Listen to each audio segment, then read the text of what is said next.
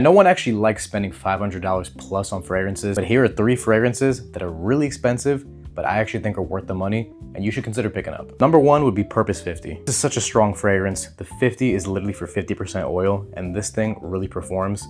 It's almost like a green citrusy frankincense fragrance.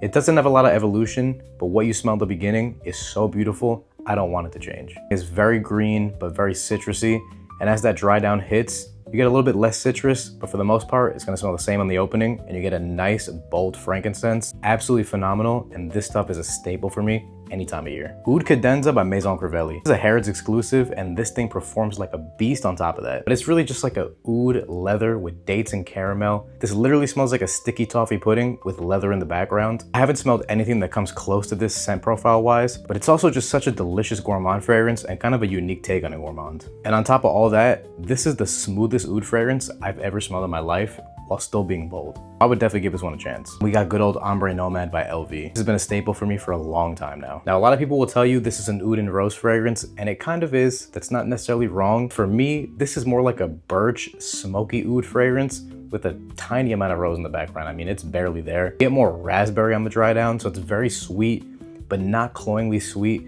Like, this smells like a resiny sweetness, almost from like a raspberry jam. Very specific smell, but it is beautiful. This is the most opulent fragrance I own. Even though this one has a steep price tag, 100% worth it over and over again. Comment what's your most expensive fragrance and why you bought it.